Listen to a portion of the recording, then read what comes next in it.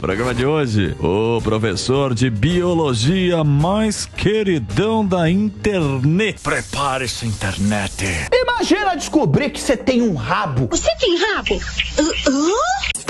O cara bomba nas redes com muita informação e bom humor. Ensinar é com ele mesmo. A pornografia faz mal pro cérebro? Muitos aplausos para o professor Paulo Jubilucci. Ó, o professor aqui, ó, professor Paulo, presença ilustre nesse programa. Tudo bem, professor? Tudo bem, prazer estar aqui de novo. Como é que estão as coisas? Bom, desde a última vez que eu vim aqui, foi ano passado, né? Isso. Vamos lembrar o que aconteceu de lá pra cá, fazer uma retrospectiva. Boa. Na Amazônia? Ano mais seco na história da Amazônia, maior catástrofe socioambiental no Rio Grande do Sul, a enchente que nós tivemos lá, em maio, né? E agora... as flores no Atacama? Também. Isso você não falou. Está sendo do Atacama. Mas flor é legal. Do Sal, lá, Oi? perto de... Não, as flores, Perto do as flores do Salvador, Atacama. Que é desertão. Que também é das mudanças. Daqui a pouco vai ser floresta na Groenlândia também. É também a mudança climática. E a gente está tendo agora o pior incêndio da história do Pantanal, que está sendo um pouco abafado, né? Não se está comentando tanto. Inclusive o incêndio de agora no Pantanal, ele é pior do que o incêndio de 2020.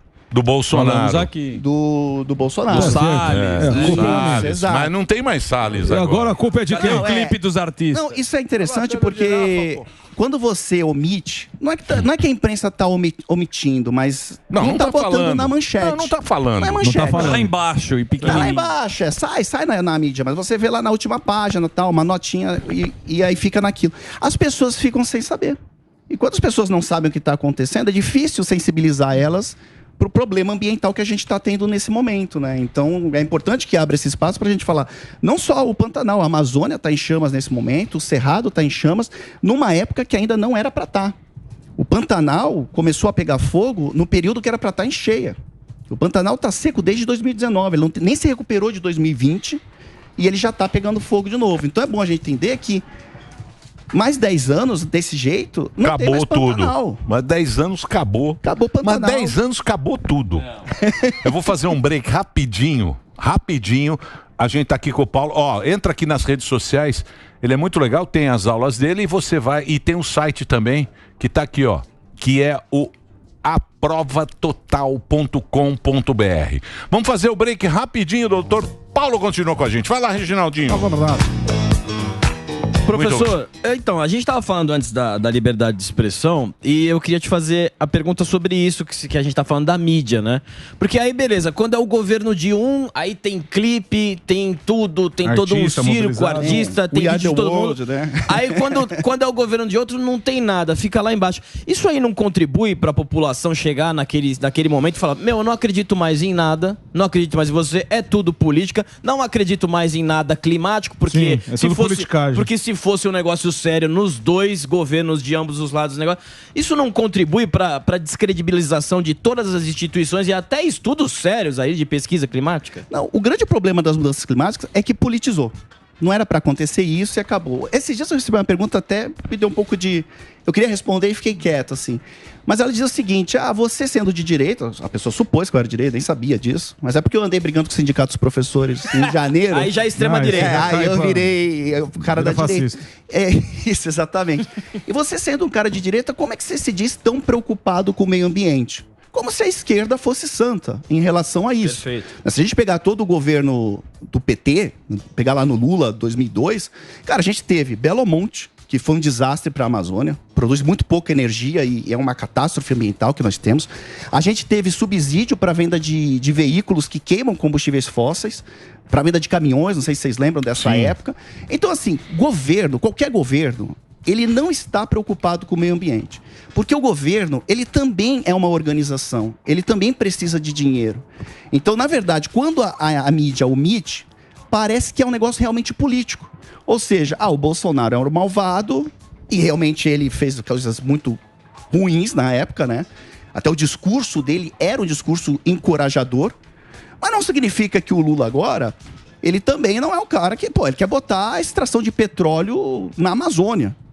Eles querem fazer isso. Por quê? Porque nesse momento é importante para um país ter autonomia energética. num mundo cada vez mais nacionalista, né? É importante, por exemplo, você garantir o seu suplemento de energia, né? Suprir tua energia. Então, cara, vamos botar petróleo lá na Amazônia. Então não tem essa questão de governo A é santo e o governo B não é. O problema é que a mídia faz parecer que é assim. Então, mas é vendido dessa maneira. Exatamente. O bonzinho e o mauzão. Exato. Né? Ele é vendido dessa maneira. Gera clique, né? E ele coloca, o planeta está... e o ser humano é ruim e o planeta agora está se vingando. É isso que você tem essa conversa. A gente tem um problema climático? Claro que tem. Porque a gente não sabe, evidentemente, por que isso está acontecendo. Se é algo da natureza, se é algo que o homem está fazendo, não. O que o homem tem que fazer agora? O gestor, ele tem que ir lá e resolver esse problema. Certo, é que nem o negócio do Rio Grande do Sul. Antes, eles tinham que saber, porque os caras sabiam antes. Eles foram avisados. Há 2 anos tinha lá os dados, não sei o que, isso aí vai dar problema. Não fizeram absolutamente nada, deu essa catástrofe. Perfeito. Mas eles sabiam que isso é isso que tem que ser feito. Tem que planejamento e mitigar as consequências dessas mudanças. É isso aí. Só a questão do Pantanal, porque a gente está falando de questões políticas, mas a questão do Pantanal é o seguinte, o Pantanal está seco. Não é uma culpa política. Eu concordo com vocês que você tem que ter a prevenção. E, por exemplo, tem leis que estavam para ser aprovadas para você evitar queimadas no Pantanal, que só foi aprovada agora. Também a gente tem um Congresso que quer flexibilizar leis ambientais, porque é vantagem para algumas pessoas que estão ali. Mas, de qualquer forma, o que queima o Pantanal agora? Seca. Cara, o Pantanal está um semiárido. Se você sobrevoa o Pantanal, é semiárido. E é a maior planície alagável do mundo. Então não tem água no Pantanal. E o segundo, o pessoal do Pantanal, o pantaneiro lá, ele tem por hábito usar o fogo. É uma cultura local. Só que ele usava o fogo quando tinha água. Então ele botava lá para abrir um espaço, para fazer um negócio, e aquilo não se espalhava. E agora se espalha. Então, antes de falar de política, a gente tem que entender que existe sim uma questão ambiental, né, de seca. Cultural. E cultural. Tipo assim, são incêndios ambientais. Deixa eu contar 2 histórias para vocês de incêndios que começaram lá no Pantanal. Mas essa seca que a gente está tendo é do El Niño. Porque é o mesmo problema que os caras estão tendo aí, está tendo em Portugal, teve na Grécia. No Havaí. Isso. Aquele incêndio terrível no Havaí. Então, isso aí é o Pacífico lá que esquentou muito o Pacífico, a água do Pacífico esquentou. Por isso também que a temperatura no mundo subiu, porque o Pacífico é imenso. Mas aí ele contribui. Detalhe. Não, mas tem um detalhe, Emílio. Os oceanos estão aumentando a temperatura, isso é fato. Isso é métrica. Você mede por 100 anos e está aumentando. O El Niño é o aquecimento das águas oceânicas do Pacífico, perfeito. Mas num oceano que já está quente. Então o que a gente tem quando tem o El Niño agora é o super El Niño. Não é mais um El Niño. É o super El Niño porque você está aquecendo ele influencia algo, muito. Ele é muito pior. Ele é muito pior, exatamente. Quer dizer, o clima não é mais gentil com a gente. Não é. O ser humano. Esse é o novo normal. Né? O clima não é mais gentilzinho. Não é chuva, é frio, é calor, chuva, é isso aí. Essa área do Rio Grande do Sul, por exemplo, vários órgãos internacionais estavam dizendo que aquela região, a partir de agora, o novo normal é chover muito. Passou um tsunami pelo Rio Grande do Sul e vai passar de novo. Tipo, não foi uma vez. Vai acontecer. Porque 6 meses atrás tinha acontecido também. Então eles estão enfrentando. É uma região que vai acontecer isso. O Rio Grande do Sul está condenado. Para o novo normal do meio ambiente, o Rio Grande do Sul está condenado. Se a gente pegar, por exemplo, Nova Orleans, que passou por um problema parecido com o que aconteceu no Rio Grande do Sul, 10 anos depois, eles não se recuperaram ainda. E, Nova Orleans, dos Estados Unidos, tem muito dinheiro. Mais... Tem dinheiro, não se recuperou. Cara, vai demorar para se recuperar. E o pior, não é isso. É que vai continuar chovendo naquela região. Então, foi o que você falou. A gente tem que criar políticas públicas para amenizar o impacto. É isso aí. Independente se você acha que, obviamente, as mudanças climáticas são causadas pelo homem. Isso tá mais do que... Não é vulcão, não é o... Mas andar de bicicleta vai resolver? Claro que não. Claro que não vai. Mas sabe qual é o problema? É isso que os caras falam pra gente. Tem tonto aí que fica andando de bicicleta. E patinete. Todos. É o movimento... E aquela imbecil lá anda no jatinho dela. Vai tudo de jatinho. Compre um patinete e salve o planeta. Cara, o problema do ativismo, às vezes as pessoas falam, eu não sou ativista ambiental, porque o ativismo ele deixa a gente cego. Então, quando o cara vira um ativista ambiental, ele fecha o olho, por exemplo, para a geopolítica. Ele só fala, botar petróleo lá na Amazônia é feio. Mas calma aí, vamos entender. A China, por exemplo, a China hoje ela é líder na produção de energia eólica, energia solar, carros elétricos. Acabaram de mandar um monte de carro elétrico aqui pro Brasil, né? Não venderam, mandaram, mas ainda não venderam. Tá aí. Por que a China tá fazendo isso? Porque ela é boazinha? Porque ela tá preocupada que ela quer andar de bicicleta? Não. Não. Isso. Usa 25% da energia mundial. A China não tem autossuficiência em petróleo. A China importa 60% do petróleo dela. Então, caramba, boa parte da Rússia, inclusive na guerra aí, a Rússia teve a sanção, mas não sofreu porque a China comprou esse petróleo deles. Então, o que acontece? Então, a China está indo nessa linha, não porque ela é boazinha, mas por uma questão geopolítica. Então, quando você vira ativista, we are the world, vamos vender cordão com semente de melancia na praia... Sem canudo. Isso é ruim para o movimento, porque fica justamente essa imagem de, pô, esse cara é um sonhador. Tipo, carbono zero. Até 2050 não vamos mais emitir carbono. Não existe isso. Inventaram essa moeda aí. Exato, também, de COP. A COP, nossa, no mundo... Pra empresa ficar bonita. Claro, você vai na COP, eu já fui lá na COP, cara. A maior parte são empresas que usam combustível fóssil, que são patrocinadoras. Por isso que não vai pra frente o negócio. Então, você falar de, zero carbono, isso não existe. Agora, existem coisas que a gente pode fazer. Por exemplo, investir, sim, em energia limpa. Mas o que está acontecendo hoje? A gente está aumentando a energia limpa, eólica, solar, do Brasil isso está acontecendo, mas a gente não está substituindo a de combustível fóssil. Ou seja, está somando. A gente tem que entender que nós estamos caminhando para uma população de 10 bilhões de pessoas. O mundo precisa de energia. O mundo precisa de energia. A gente cresceu, a nossa sociedade se desenvolveu em cima da queima de combustíveis fósseis. Então, o que a gente tem que pensar agora? Por exemplo, 1 bilhão de pessoas não tem eletricidade ainda no mundo. Você vai falar para essa pessoa, não usa mais eletricidade? Vai falar pro indiano isso, lá. Vai. Não vai ter indiano, isso pro indiano. Na Índia, por exemplo... Não vai queimar carvão. Isso. Se não queimar carvão, ele não come. Tem gente no planeta que não chegou nem ainda em queimar combustível fóssil. A gente já está falando, não, tem que usar eólica. Então, obviamente, isso tem que ser discutido. Eu sou um pouco desesperançoso, mas coisas básicas que a gente tem que fazer. Primeiro, parar de destruir floresta. Isso dá para fazer. Existe um conceito... A gente sabe que, por exemplo, no Brasil... O Brasil hoje é o país que mais tem floresta tropical no mundo. Mas tem muita floresta no Brasil. Mas já teve muito mais. Se você pegar... Eu sei, mas Emílio, não tem... O Brasil é só floresta, o Brasil. Mas, olha só... Até 1970, até o governo militar, a Amazônia estava intocada. Era 100% preservada. Hoje já é 60%. Acho que é mais, hein? Eu não sei, esses números também... Mas, olha só, tá, vamos pegar... Esses números também são dados de satélite, eles estão aí para ser... pode inventar, mas, cara... Isso aí, cada hora é uma coisa, viu? Mas a floresta... é uma confusão. Mas, Emílio, a floresta em pé, ela tem muito mais valor do que ela destruída. E a gente não precisa destruir mais floresta para produzir alimento. Isso é uma falácia. Já tem área aberta, onde você pode, obviamente, com o auxílio do governo, com subsídio e tudo, para você...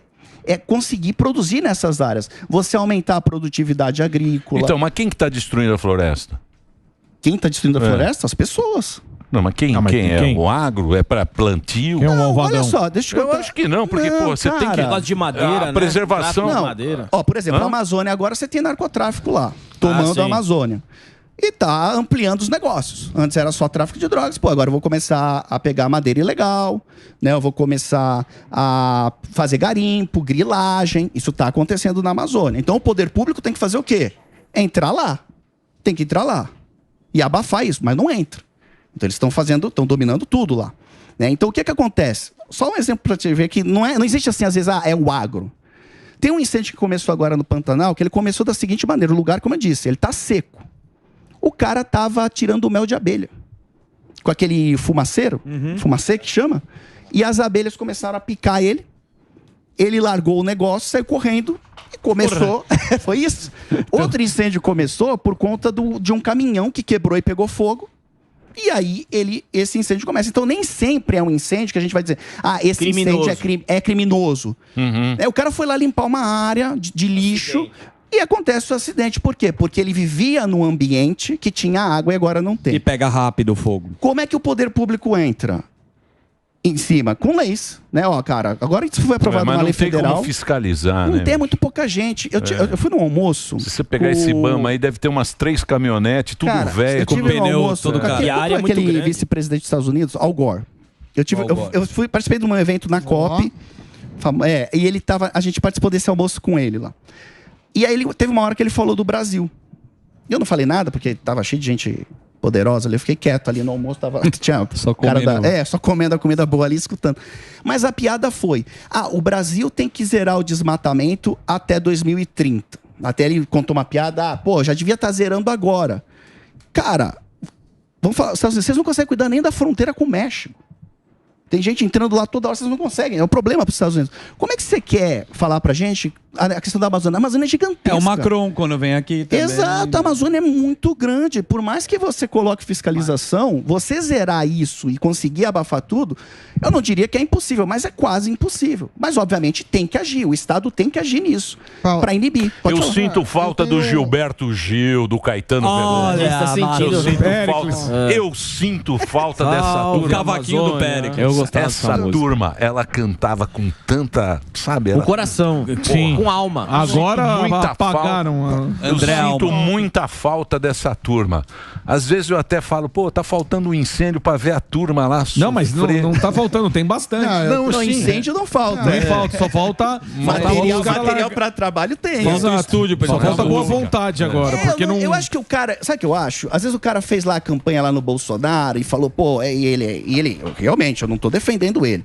Mas teve aquela campanha dos artistas. E agora acontece a mesma coisa, o cara deve ficar sem jeito. É porque é hipócrita. Sem graça. Ele vai falar, eu fiz tudo aquele negócio e agora vou ter que fazer a musiquinha de novo. Eu queria não, mas pra um cara que eu apoiei. Então, eu queria te Porque o Lula perguntar veio disso. com esse discurso Eu queria verde, te perguntar contra a Marina. Então, mas aí que tá. Queria É aí perguntar que, disso. então, mas aí que tá Pode falar o ponto. É, por exemplo, Vamos ver se eu vou... é que nem o caso da Palestina. O caso da Palestina nunca vai ser resolvido. Sabe por quê? Porque tem 6 milhões de palestinos refugiados. Imagina o que isso dá de dinheiro para as ONGs. Exato. Imagina Exato. o que as ONGs ganham de dinheiro tendo essas queimadas, o que eles devem faturar de grana. E desviar, com né? Não, Desvia. porque a ONG, meu amigo, você abre uma ONG, é tua. Não paga Meu, imposto. você pega aquela que leva comida lá pros palestinos, Já vi. que entra em Gaza, aqueles puta carro, bonito. Imagina o que esses caras têm de grana. Então não interessa. Resolver. Não interessa. Não Não interessa para essas pessoas. Mas tem um ponto. É business pegar fogo. Interessa pegar fogo. Mas tem um ponto. Pode Paulo, falar. em 2020, eu tenho a IA que faz a busca da pessoa. A IA. Em 2020, você teve uma polêmica em que, teoricamente, você falou assim, olha, pelo que eu entendi, o Bolsonaro é muito ruim nesse sentido, eu pedi para os seus seguidores não votarem nele. Resumindo, você me corrige se eu estiver errado. Tá. Beleza. Aí, claro, tinha condição da época, daí você pode explicar por quê. Aí veio o Lula. Comparando, claro, muita coisa não depende da política do governo. Tem coisas que são externas. Mas se a gente for comparar o que depende do governo, como política, o Bolsonaro foi melhor, pior ou igual ao Lula nesse quesito de cuidar do meio ambiente? Ambiental? Ambiental, apenas ambiental.